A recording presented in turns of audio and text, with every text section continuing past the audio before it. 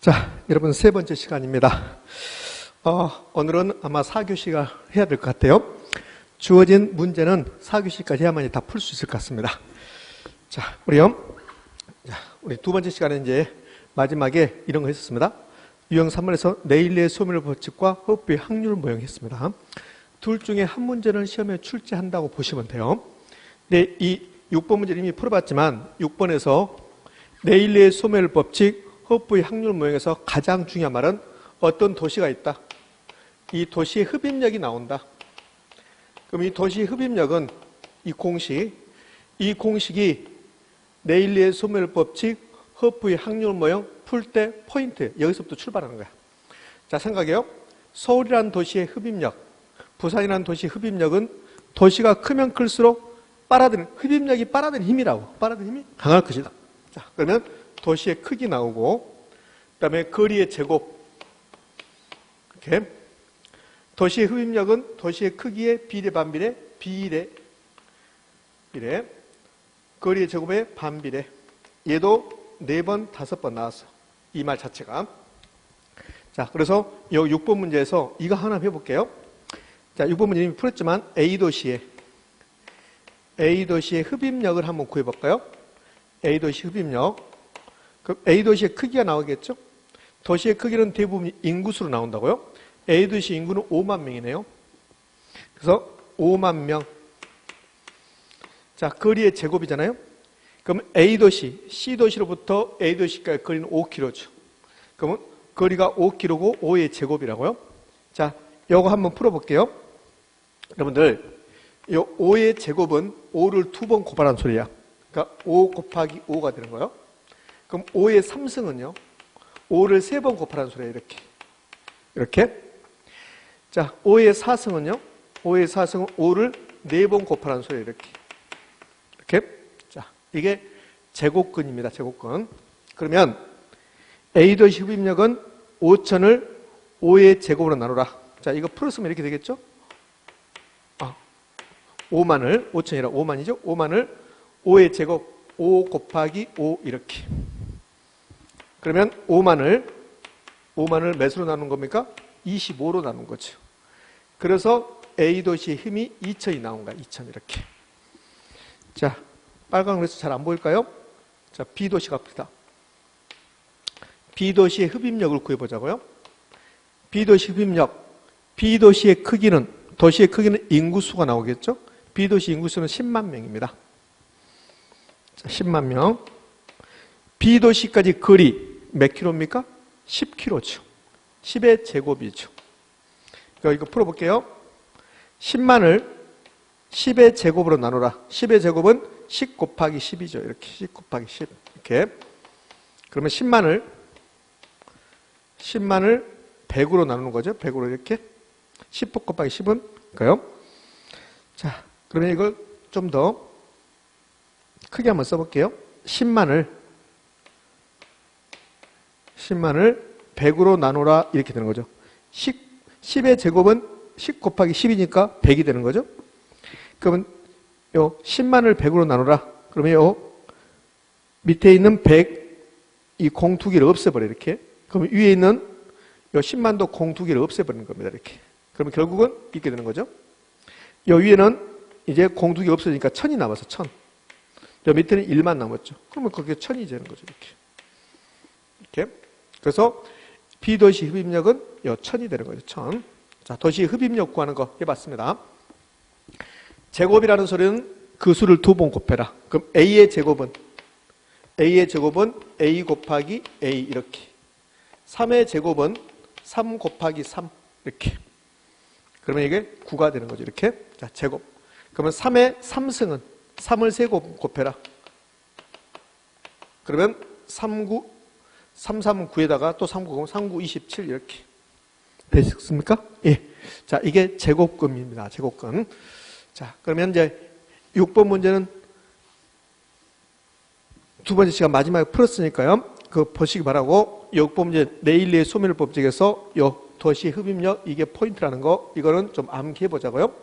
계산 문제 풀지 않아도 이론적으로도 잘 나온다는 거. 자, 마지막으로 이 문제 마지막이요. 도시의 흡입력은 그 도시의 크기에 비례 반비례 비례 거리의 제곱이 뭐다? 반비례. 자, 오늘 다 모른다 하더라도 이것만 알아도 오늘 수업의 목적은 달성됐다 이렇게 할 수 있을 거예요. 그만큼 이거는 중요한 겁니다. 그러니까 이 수식하고 관련된 문제가 열 몇 번 나온 거지. 이게 이론적으로 4번, 5번 나왔고, 그 다음에 계산 문제는 한 8번 정도 나왔으니까. 그러니까 이 수식 관련 문제가 13번 정도 나왔다. 이렇게 생각하시면 돼요. 그러니까 이 수식 반드시 알아야 된다. 자, 이제 6번 문제를 다 몇 개 다시 한번 살펴봤고요. 자, 7번으로 가볼게요. 6번 문제가 네일리의 소멸력 법칙이야. 네일리 그랬잖아요. 그 다음에 7번 문제가 허프의 확률 모형이라는 게 있습니다. 이 7번 문제 허프의 확률 모형 23회 때 출제했고, 이 문제는요, 그냥 최근에 28회 때는 좀 어려운 문제를 출제했어요. 네, 기초과정이니까 이 23회 때 아주 쉬운 문제를 한번 보도록 할게요. 자, 이 그림이 이렇게 나왔는데, 이 그림을, 이 표가 나왔는데, 이 표를 제가 그림으로 그려볼게요. 허프라는 사람이 있어요, 허프. 이 허프라는 사람이 뭘 연구했냐면 이걸 연구했습니다. 허프는요, 여기에 소비자가 있다. 자, 여기, 자, A라는 지역, 문제는 여기 주거지 A라고 했습니다. A라는 지역에 여기 소비자가 있는 거예요. 이렇게 소비자. 그럼 소비자가 있는데 이 소비자들이 쇼핑을 할 거 아닙니까? 쇼핑하는데 주위에 이제 쇼핑센터가 이렇게 있는 거야. 쇼핑센터가.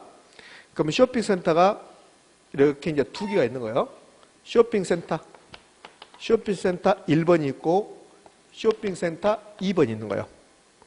그러면 쇼핑센터 1번을 면적을 봤더니 이 면적이 1000제곱미터고 쇼핑센터 2번 면적도 1000제곱미터 이렇게. 자, 근데 소비자가 있는 지역으로부터 쇼핑센터 1번까지는 거리가 5km입니다. 5km. 그래서 이 거리가 5km입니다. 거리가 5km. 자, 거리는 노란색으로 여기서 5km고 소비자가 있는 A 지역으로부터 쇼핑센터 2번까지는 거리가 10km입니다. 이렇게요. 자, 이런 조건을 줬어요. 이런 조건을 주고 소비자가 지금 몇 명이냐면 자, A 지역의 인구가 1000명입니다. 1000명. 여기에 1000명이 이렇게 있습니다. 이렇게. 그럼 허프는 뭘 연구했냐면 소비자들이 쇼핑센터 1번으로 몇 명이 가고 쇼핑센터 2번으로 몇 명이 가는가 그걸 연구하는 거야. 그러니까 이게 지금 허프의 확률 모형인데 우리 6번에서 이거 배웠잖아요. 6번에서 A도시가 있고 여기 지금 6번 문제입니다. 자, B도시가 이렇게 있었다. 그 사이에 C도시가 하나 이렇게 있다. 이렇게. 이게 지금 6번의 네일리의 소멸력 법칙이야. 네일리의 소멸력 법칙. 그래서 이 6번 문제에서 뭘 물어봤냐면 C도시 인구가 3만 명인데 이 3만 명이 A도시로 몇 명이 쇼핑 가고 B도시로 몇 명이 쇼핑 가는가 그걸 물어봤어요. 6번 문제가. 근데 이 7번 문제 허프의 확률 모형 이게 지금 허프의 확률 모형이거든. 허프의 확률 모형. 그럼 허프의 확률 모형도 네일리의 소멸력 법칙하고 똑같다라고 생각을 하시면 돼요, 그냥. 자, 문제를 풀 때, 계산 문제를 풀 때요. 자, 그러면 요 소비자 1000명이 있는데 이 소비자 1000명이 쇼핑센터 1번으로 몇 명이 갑니까? 그 소리야. 봐요. 거주자 A에서 쇼핑센터 1의 이용객 수는 그랬잖아요.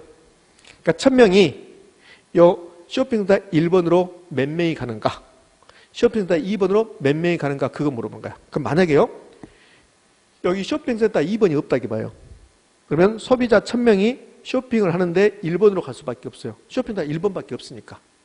근데 이제 2번도 있잖아. 2번. 그러면 자, 이 두 개 쇼핑센터 1번하고 2번 면적만 보는 거야. 거리는 보지 말고 요 소비자로부터 쇼핑센터 1번하고 2번 거리 보지 말고 면적만 봐요. 면적만 보면 쇼핑센터 1번도 면적이 1000이고 2번도 1000입니다. 그 면적이 똑같죠. 면적이 똑같으면 소비자들은 1번으로 50%, 2번으로 50% 가는 거야. 근데 문제는 면적은 똑같은데 1번이 가까워요. 그러니까 소비자들은 되도록이면 가까운 곳에서 구매 활동, 소비 활동을 하려고 한다고. 그래서 여기 보면 1번하고 2번이 면적은 똑같은데 1번이 가까우니까 1번으로 많이 갈 거란 말이지. 1번으로. 그래서 허프는 이렇게 소비자들이 있으면 소비자들이 주변에 있는 쇼핑센터로 쇼핑하는데 어디에 몇 퍼센트 가고, 쇼핑센터 1번에 몇 퍼센트 가고 2번에 몇 퍼센트 가고 1번에 몇 명이 가고 2번에 몇 명이 가는가, 그걸 연구했는데 그게 허프의 확률 모형 이렇게 한다고. 자, 근데요, 요 6번의 네일리의 소멸 법칙은 C도시 사람 3만 명이 A도시에 몇 명 갑니까? B도시에 몇 명 갑니까? 그 소리야. 그러니까 결국은 요 6번에서 풀었던 네일리의 소멸 법칙 보면 C도시 사람들이 A도시에 몇 명 갑니까? B도시에 몇 명 갑니까? 이 말이나 여기 A지역의 소비자 1000명이 쇼핑센터 1번에 몇 명 갑니까? 2번에 몇 명 갑니까? 그 말하고 똑같잖아요. 이거 바꿔볼까요? 요 A지역을 요 C도시라고 한번 해봐요. C도시고 그 다음에 쇼핑센터 1번을 A도시라고 한번 해봐요. 2번을 B도시라고 한번 해봐요. 이렇게. 그럼 결국은 네일리의 소멸 법칙가 똑같아지는 거야. 왜요? C도시 사람들이 쇼핑센터 1번에 A라고 했으니까 A도시에 몇 명 갑니까? B도시는 몇 명 갑니까? 이 논리가 똑같아지잖아요. 결국은 허프의 확률 모형하고 네일리의 소멸 법칙하고는 논리가 똑같다는 거지. 이렇게. 자, 그러면 이제 문제를 풀어볼 건데요. 요 쇼핑센터 1번에 몇 명이 가냐고 그랬잖아요. 몇 명이. 그럼 만약에 쇼핑센터 1번이 빨아들인 힘이, 흡입력, 요 1번의 흡입력이 만약에 여기 80이다. 그럼 2번의 흡입력은 요 쇼핑센터 2번의 흡입력이 20이다라고 한번 가정을 해봐요. 20이다. 그러면 전체 힘은 몇입니까? 전체 힘은 100이죠. 100인데 1번이 80이니까 1번이 빨아들이는 힘이 80이니까 전체 중에서 80%를 차지한 거, 80%. 그걸 시장 점유율이라고 해요. 시장 점유율. 그러면 이제 요 1번이 80%를 차지하니까 소비자 1000명 중에서 80%, 즉 800명이 쇼핑센터 1번으로 간다는 소리야. 자, 논리가 6번 네일리의 소멸 법칙하고 똑같습니다. 자, 그럼 보게요. 자, 뭘 물어봤냐면 여기요. 자, A지역 사람들이, A지역 소비자가 쇼핑센터 더 1번에 갈 확률, 자, 1번을 이용할 확률, 이런 거 통해서 1번의 이용객수를 물어보는 거야. 즉, 소비자 1000명 중에서 쇼핑센터 1번으로 몇 명이 갑니까? 이거 물어보는 거야.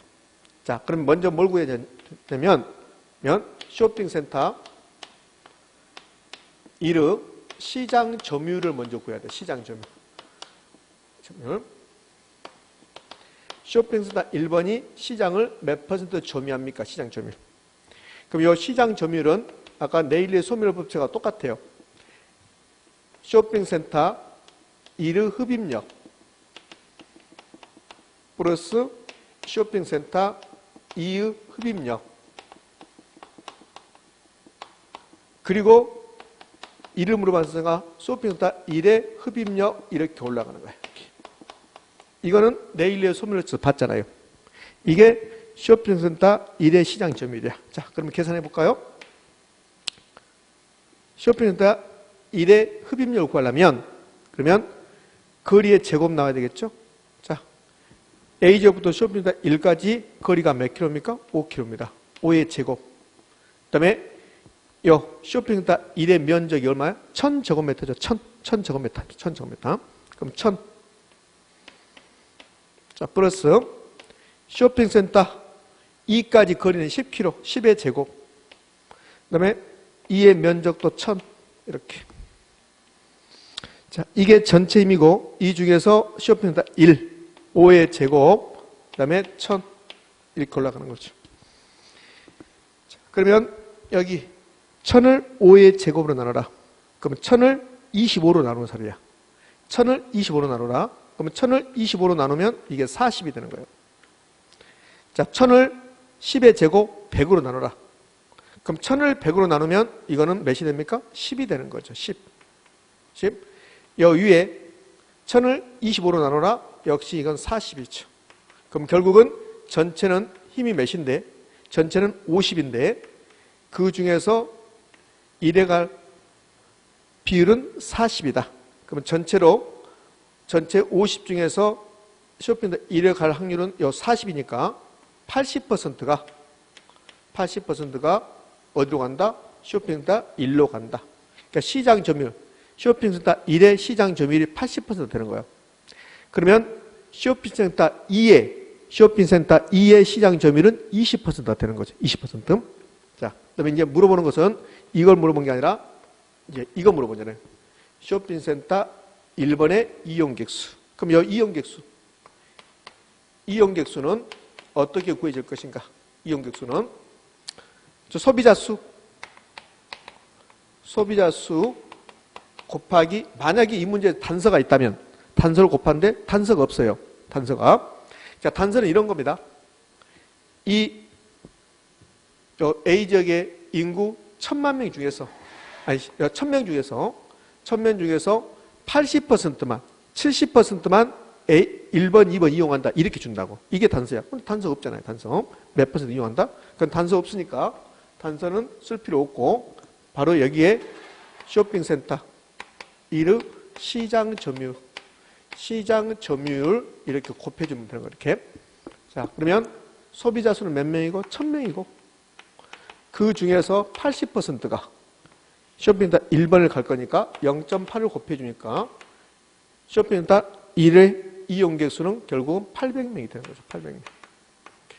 이렇게 간단하게 구할 수 있는 거지.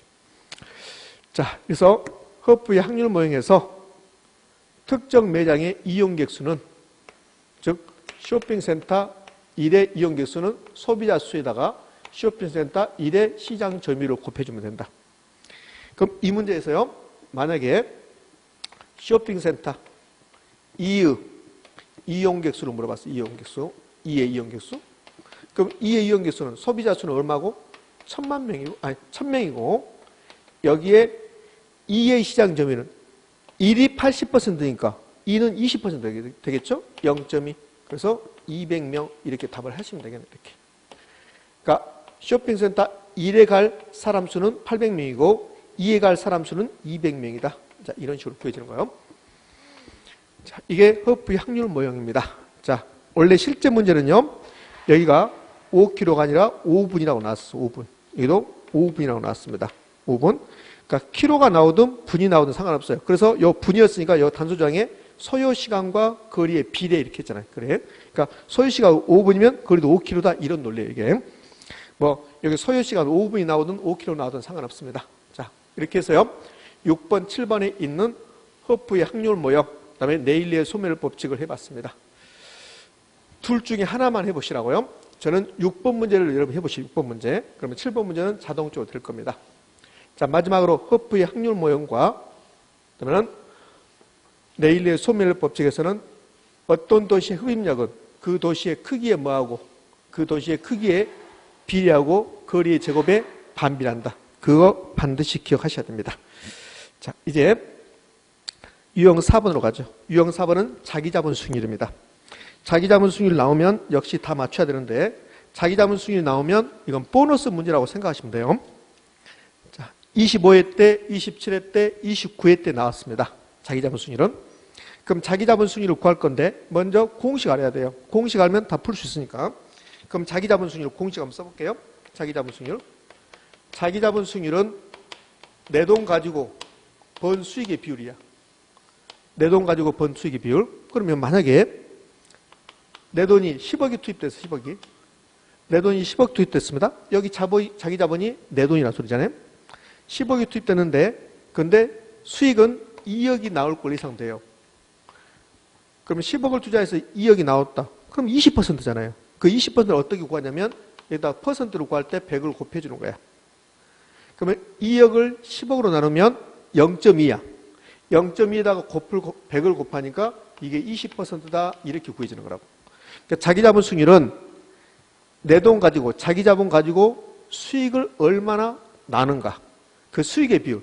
자기 자본 수익률은 내 돈에 대해서 수익의 비율. 이게 자기 자본 수익률. 만약에 자기 자본 수익할 때 내 돈은 5억이 투입됐어. 5억이. 5억이. 그런데 수익은 1억이 나올 것 같아요. 그럼 곱하기 100을 해야 되겠죠. 그럼 1억을 5억으로 나눈다. 역시 0.2. 0.2인데 퍼센트를 구하기 위해서 100을 곱하니까 역시 이것도 20% 이렇게. 이게 자기 자본 수익률. 그러니까 자기 자본 수익률은 내 돈 가지고 번 수익의 비율. 이게 자기 자본 수익률. 내 돈 가지고 번 수익의 비율. 자기 자본 수익률. 이렇게. 자, 자기 자본 수익률 이제 공식 가보자고요. 자기 자본 수익률의 공식은 자기 자본분의 자기 자본. 자, 자기 자본분의 자, 부동산에 투자했으면 돈을 두 가지로 버는 거야. 봐요. 자, 이게 포인트야. 여기 부동산이 있으면 이 부동산에 투자해서 돈을 벌 건데 두 가지로 번다. 이 부동산이 임대형 부동산이라면 임대 영업을 하겠죠. 그래서 임대 영업을 통해서 들어오는 돈이 있다. 이게 순영업 소득이야. 그러면 순영업 소득이 이렇게 주어질 거고 시험 문제에서. 그러면 순영업 소득은 이제 임대 영업을 해서 버는 거야. 그런데 문제는 부동산에 투자할 때 은행에서 돈을 빌려서 투자한다고 해요.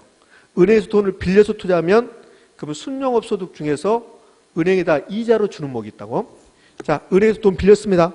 은행에서 돈을 빌려서 투자하면 이 순영업 소득이 만약에 3천 나왔다. 그러면 그 3천 중에서 은행에다 이자를 줘야 돼. 그 이자목은 은행 거니까 내 돈 게 아니라고. 그러니까 은행 돈을 빌려서 투자했는데 순영업 소득이 3천 나왔다. 그럼 3천만 원이 전부 다 내 돈 가지고 번 게 아니란 말이지. 그럼 무슨 돈? 은행 돈이 끼어 있는 거지. 그래서 은행목 주는 거야. 그게 이자 비용이야. 그러니까 이자 비용은 내 돈 아니고 은행목이니까 요 이자 비용을 이렇게 빼주는 거야. 이렇게 이자 비용 빼주는 거죠. 자, 그다음에요. 요거 살 때 10억에 샀는데 1년 후에 부동산 가격이 10%가 올라갔다 해봐요. 살 때는 10억에 샀어요. 10억에 취득했습니다. 자, 1년 후에 이 주변에 부동산 가격이 10% 올라가서 11억이 된다 해봐요. 그러면 1년 동안 1억을 번 거죠. 부동산 가격이 올라갔으니까. 그럼 이 1억도 내 돈 가지고 번 거라고. 그럼 이 1억도 번 거니까 이 1억을 갖다 더해줘야 돼. 그러면 부동산 가격이 1억이 올라가면 이것은 번 거니까 플러스 값이 해줘야 되고, 만약에 여기에 10억짜리가 9억이 된다고 봐요. 9억이 되면 1년 동안 이 부동산의 가격이 1억이 떨어진 거야. 그럼 떨어지면 내 돈의 수익률이 떨어지는 거라고. 그때는 부동산 가격이 떨어졌으니까 빼주는 거라고. 이렇게. 그러니까 부동산 가치가 변할 수 있다. 그러니까 변할 수 있는데 가격이 올라가면 더해주고 가격이 떨어지면 빼준다. 그래서 여기다 플러스 마이너스 가치 변화 이렇게 하는 거라고. 이 플러스 마이너스 가치 변화에서 이 플러스는 가격이 올라간 거고 마이너스는 가격이 떨어진 거라고. 만약에 가격이 올라갔다고 나오면 더해주는 거고 가격이 떨어졌다고 나오면 빼주는 거라고. 이게 자기 자본수는 공식이야. 이 공식을 알면 푸는 거야. 근데 이 공식을 모르면 못 푸는 거고. 그래서 이 공식을 이제 머릿속에 암기하셔야 돼요. 자, 그리고 만약에요, 은행에서 돈을 안 빌려왔다 이봐요. 그럼 은행에 돈 안 빌려면 이게 없는 거야, 이게. 이게.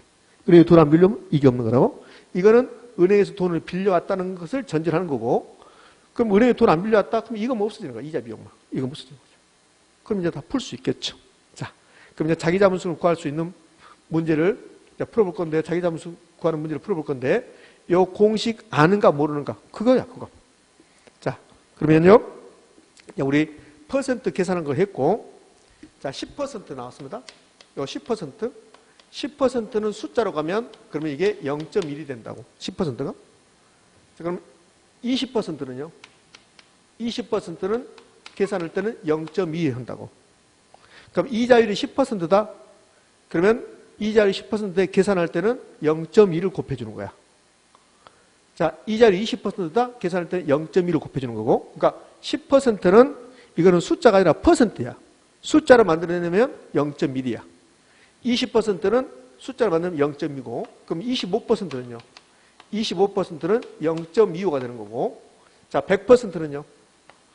100%는 숫자로 만들어내면 몇일까? 1이에요, 1. 100%가. 그러니까 100%는 숫자가 아니라 퍼센트야. 그럼 100%는 1이라는 소리야. 1. 10%는 0.1, 20%는 0.2, 25%는 0.25. 자, 35%는요. 35는 0.35야, 35. 이렇게. 자, 이제 주의할 거. 그럼 여기 8% 나와서 8%. 요 8%는 0.8 이렇게 하면 안 돼. 0.8하면 안 되고, 요 8%는 0.08이라고. 0.08. 이렇게. 그럼 이제 비교해야 되는데, 80%는요. 80%가 0.8이야, 이렇게. 그러니까, 요 10이 넘어가면 공이 하나 붙고, 10 밑에는 공이 2개 붙는 거라고. 자, 이제 마지막으로요. 자, 5%. 자, 50%부터. 50%는 숫자로 표현하면 0.5.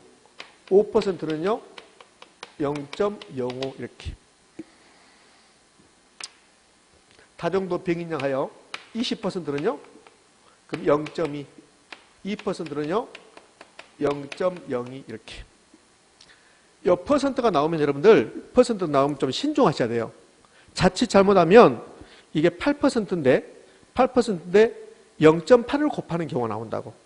8%면 0.8이 아니라 0.08이라는 거. 8%면 0.08이라는 거. 80%가 0.8이라는 거.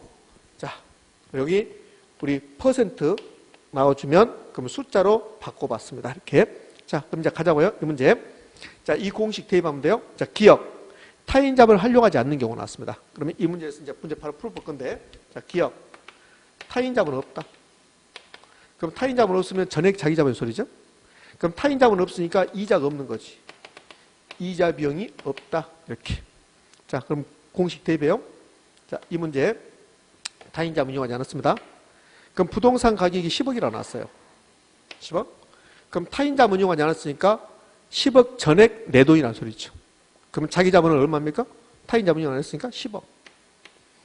뭐? 자, 순용업소도. 1년간 순용업소득은 3천만 원이래요. 3천만 원. 응? 자, 여기서 이자를 빼야 되겠죠? 근데 타인자본 이용하지 않았으니까 이자 비용이 없는 거라고. 그러니까 이거는 이자를 뺄 필요 없죠. 자, 그 다음에 이 부동산 가치가 변하는 거 보게요. 부동산 가치 변화. 그러니까 자기자본 순위는 순용업소득이 있고 이게 영업을 통해서 번 거고 거기서 은행 돈 빌려왔으면 이자 비용 빼주고 그 다음에 부동산 가격이 올라갔으면 더하고 떨어졌으면 빼주는데 이 부동산 가격이 올라가는 거 볼까요? 부동산 가격이 연간 2%가 올라갔습니다. 올라갔어요. 그럼 2% 올라갔죠. 그럼 2% 더 해야 되겠고 여기 타인자본 이용하지 않는 경우는 기업은 타인자본 활용하지 않았으니까 그때는 이 대출 조건 필요 없는 거죠. 이 대출 조건이 필요한 것은 타인자본 이용했을 때가 나오는 거니까. 자, 그럼 부동산 가격이 올라갔으니까 더해 주는 거죠. 그런데 10억에 대해서 10억짜리인데 몇 퍼센트 올라갔습니까? 2%, 연간 2%. 2%면 그러면 0.2입니까? 0.0입니까? 0.0이죠. 그래서 곱하기 0.02 이렇게 곱해주는 거죠. 그러면 10억에 대해서 2%. 10억에 대해서 20%면 2억이야. 근데 2%면 요거 2천만 원이라고. 2천만 원. 요게 2천만 원이죠. 2천만 원. 2천만 원. 그리고 결국은 얘는 내 돈 10억이 투입돼서 자기 자본 10억인데 내 돈 10억이 투입돼서 영업을 통해서 3천만 원 벌고 부동산 가격이 2천만 원 올라가고 그러면 5천만 원 벌는 거죠. 5천만 원 벌고 있으면 되죠. 자, 퍼센트를 만들기 위해서 여기다가 100을 곱해준다 그랬죠? 그래서 몇 퍼센트입니까? 5%가 되는 거죠. 5%. 그래서 기업은 타인 자본 이용하지 않았을 때는 5%가 자기 자본 수준이 되는 겁니다. 자, 이제요. 니은 가죠. 니은으로 갑니다. 자, 니은은 색깔을 좀 다르게 해볼게요. 니은은 제가 빨간색으로 한번 해보겠습니다. 니은은 타인 자본 이용했습니다. 타인 자본. 타인 자본을 몇 퍼센트 이용했냐면 50% 이용했어요. 50%. 그럼 타인 자본 50% 이용했단 말은 자기 자본은 내 돈은 여기서 타인 자본 50%가 중요한 게 아니라 내 돈이 중요한 거죠. 자기 자본도 몇 퍼센트입니까? 50% 소리죠. 자, 그러면 밑에가 좀 안 보일 거니까요. 이걸 지워버리고 옆으로 와서 문제를 풀어보도록 할게요. 자, 그러면 타인 자본 50%에 자기 자본이 50% 되겠죠? 그럼 자기 자본은 10억 중에서 50%, 부동산이 10억인데 자기 자본 50%니까 자기 자본은 5억이 되는 거죠. 자기 자본 5억. 자, 순영업 소득 얼마고? 3천만 원. 자, 이제 은행에다 이자를 줘야 되겠죠? 돈을 빌려왔으니까 마이너스. 이자를 주는데 이자는 돈 빌려온 곳에 이자 주겠죠? 얼마 빌려왔어요? 10억인데 50%를 빌려왔으니까 5억 빌려온 거야. 10억인데 50% 빌려왔으니까 5억 빌렸죠. 자, 5억 빌려왔고 곱하기 이자율 4%. 4%. 4%는 0.3입니까? 0.04입니까? 0.04. 자, 여기 0.04 곱하는 거죠. 자, 그러면 5억에 대해서 4% 0.04를 곱하면 이게 2천만 원입니다. 자, 부동산 가격은 올라갔잖아요. 부동산 가격 2천만 원 올라갔잖아요. 자, 2천만 원. 이렇게. 자, 그러면 이 문제는 자기 자본 5억 투자해서 순영업 소득으로 3천 벌고, 그런데 여기서 은행 또 이자를 2천만 원 줘야 되고, 내 돈에 떨어진 것은 1천만 원인데, 여기 순영업 소득 3천인데 은행에다 2천만 원 이자를 줘야 되니까 나에게 떨어진 건 1천만 원인데 부동산 가격이 또 2천만 원이 올라가고.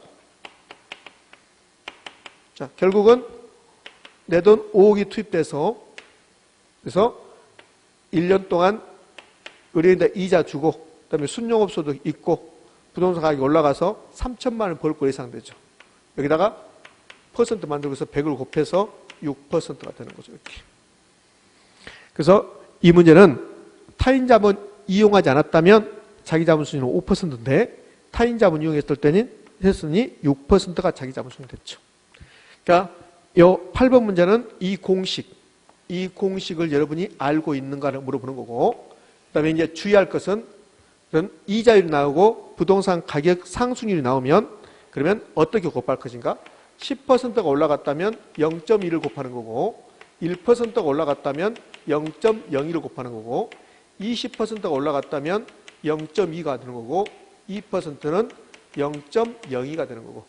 그거 주의하셔야 돼요. 다 알고 있지만 시험장에서 실수해버린다고요. 분명히 8%라고 나왔어요. 8%가 나왔으면 이게 0.08을 곱해야 되는데 실수해서 0.8을 곱해버리는, 이를 우를 범하면 안 된다는 거.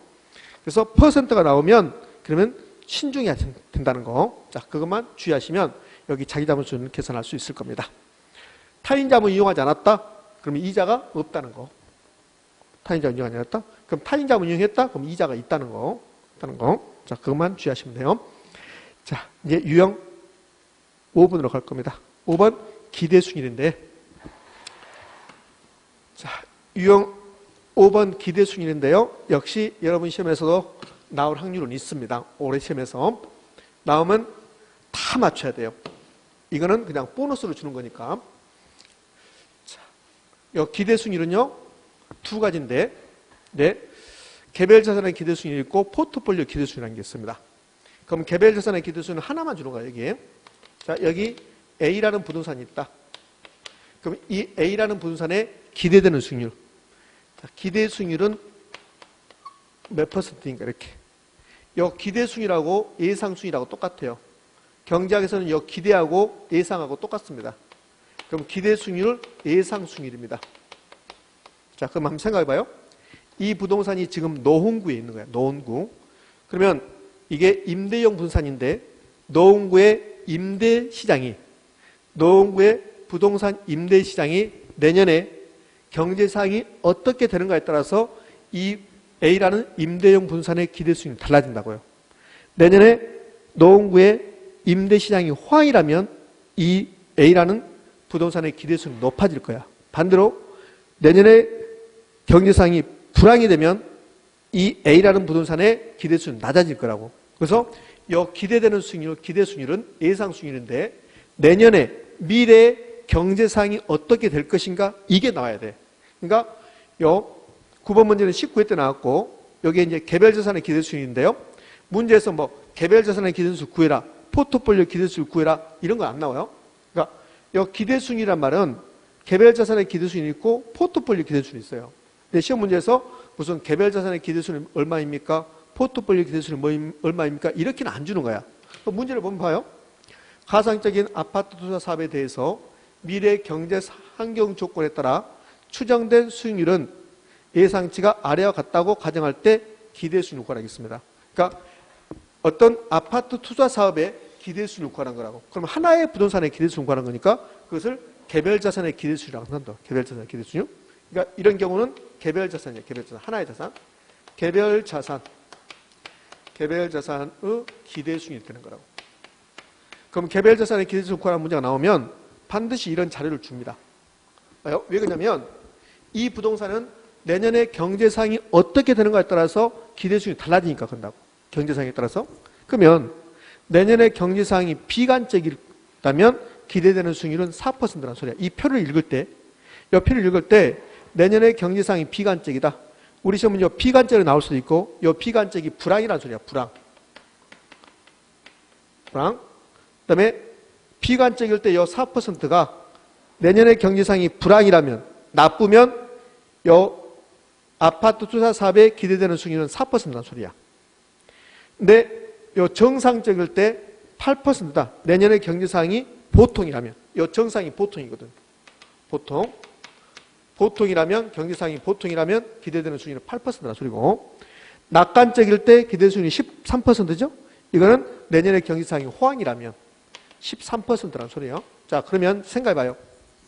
내년의 경제상이 낙관적일지, 정상적일지, 비관적일지 지금 모릅니다. 모르니까 확률을 주는 거야. 내년의 경제상이 비관적인 확률, 정상적인 확률, 낙관적인 확률을 주는 거라고. 그 확률을 주면 이 확률이라고 이 기대수익이라고 곱해버리면 돼. 그냥 이렇게. 곱해서 더해버리면 된다고. 곱해서 더하면. 그러면 전체, 이거 전체, 요 A라는 분산 전체 기대수익이 되는 거야. 봐요. 비관적이다. 내년에 경제상이 100% 비관적이다. 그럼 이 A라는 분산이 아파트죠? 아파트. 이 아파트의 기대수익은 4%야. 내년에 경제상이 100%가 비관적이다. 그럼 여기 확률이 100%다 이게가. 그럼 이게 없어지는 거야. 이렇게 없어져.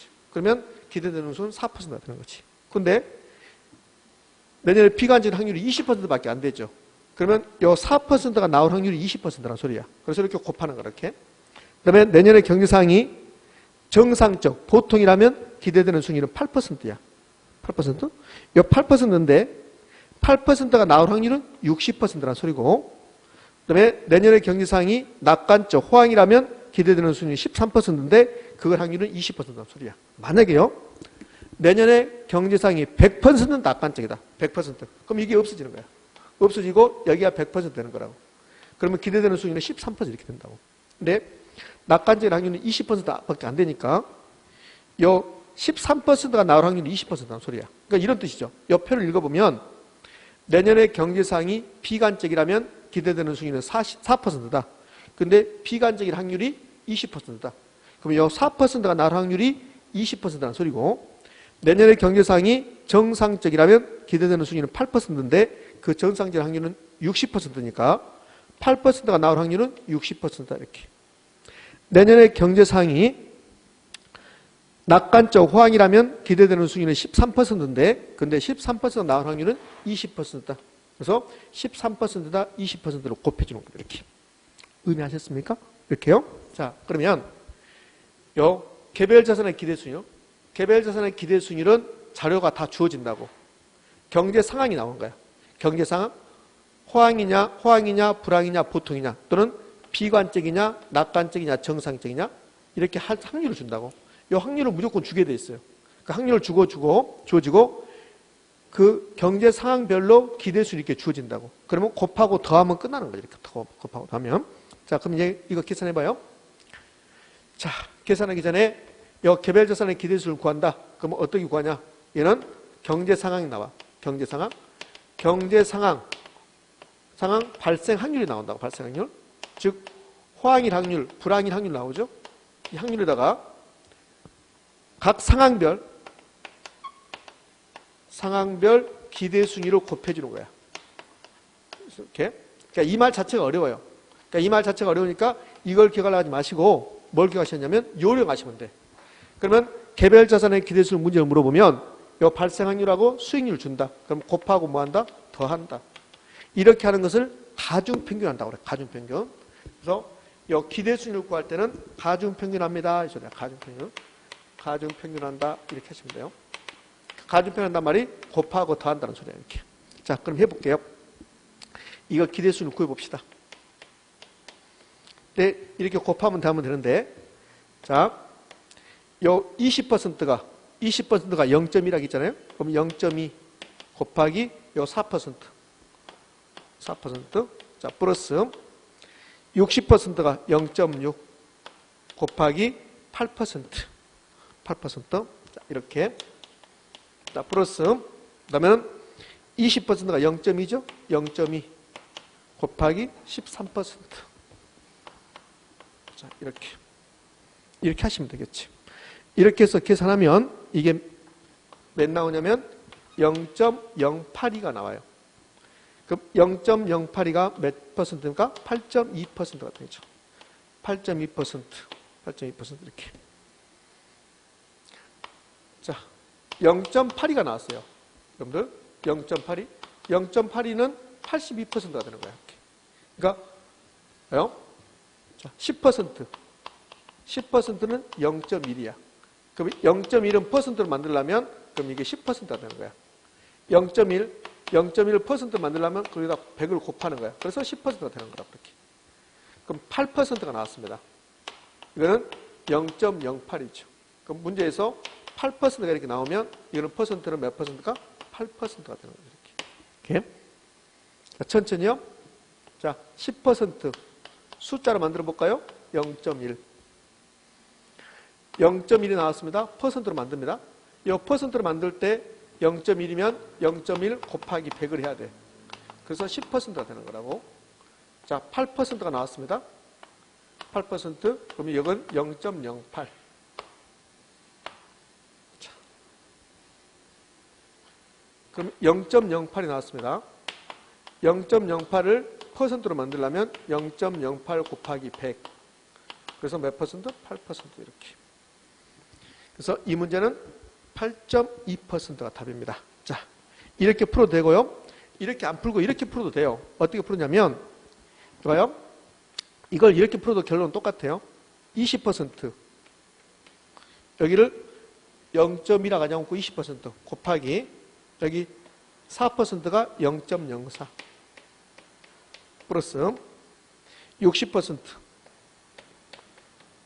곱하기 이 8%죠? 8%가 0.08 플러스 20%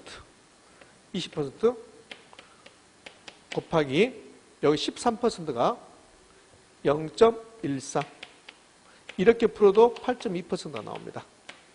이렇게. 그러니까 여기 20%, 60%, 80, 20%인데 여기가 4%, 8%, 13%거든요. 곱할 때 여기를 20 주든 여기를 0.2를 하든 결론은 똑같아요. 그러니까 어떻게 해도 상관없다는 거. 자, 자료에 풀어놓은 것은 요 위에 것으로 풀어놨어요. 여기 것으로. 이렇게. 자, 이게 개별 자산의 기대수익률입니다. 자, 개별 자산의 기대수익률 구하는 문제 다시 한번 볼까요? 개별 자산의 기대수익률은 이 문제가 19회 때 나왔고 30회 때도 나왔었어요. 30회 때. 30회 때는 약간 조금 변형시켜 나왔지만 그러니까 거기까지는 지금 하지 말고 여기 개별 자산의 기대수익 이런 문제가 나오면 반드시 풀 수 있어야 된다. 그래요? 자, 그러면 개별 자산의 기대수익 나왔습니다. 그러면 개별 자산의 기대수익 나오면 이 자료를 준다. 이 자료를 주면 그냥 볼 것도 없이 곱하고 더한다. 곱해서 더한다. 그럼 끝나는 거야. 이렇게. 자, 20% 곱하기 4%니까 0.04. 60% 곱하기 0.08. 20% 곱하기 0.13. 이렇게도 되고. 자, 이거 풀 때 빨리 하면 돼요. 자, 20%입니다. 그러니까 20%니까 그냥 20% 쓰는 거야, 이렇게. 20% 곱하기 4%가 0.04. 자,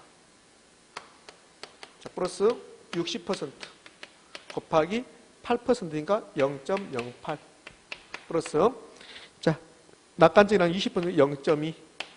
20% 곱하기 13%가 0.13 이렇게 하시든지 아니면 이렇게 하셔도 돼요. 0.2, 0.2가 20% 곱하기 요 4% 그냥 4% 이렇게 플러스 60% 0.6 곱하기 8% 그냥 요 8% 플러스 20% 0.2 곱하기 13% 이렇게 해도 상관없습니다. 결론은 똑같죠. 그러니까 개별 자산의 기대수준이 나오면 그러면 발생 확률에다가 각각의 기대수준을 곱해주고 더해준다. 이걸 가중평균한다고 한다. 자, 되셨죠? 예, 됐습니다. 자, 넘기면 그러면 이제 포트폴리오 기대수준이라고 나와. 포트폴리오 기대수준. 이 포트폴리오 기대수준은 개별 자산의 기대수준 아까 했던 9번에서 약간 변형된 거죠. 이 포트폴리오 기대수준부터 해서는요. 정확히 또 10분만 쉬었다가 여기서부터 출발해 보도록 할게요. 자, 9번까지 했고 10번부터 해서 이 포트폴리오 기대수준만 끝나면 나머지 것은 크게 문제가 안 돼요. 그냥 바로 갈 거니까요. 정확히 10분만 쉬었다가 이어서 하도록 합니다. 자, 자신감이 합격입니다. 그러면은 이 정도의 문제는 풀어야 되니까 이 정도 해보시라고요. 제가 중간중간에 수학적 퍼센트가 나오면 어떻게 하는가 그것도 제가 다 알려드리고 있으니까요. 자, 그렇습니다. 자, 고생하셨고요. 정확히 10분만 쉬었다가 마무리하도록 할게요. 자, 10분 쉬었답니다.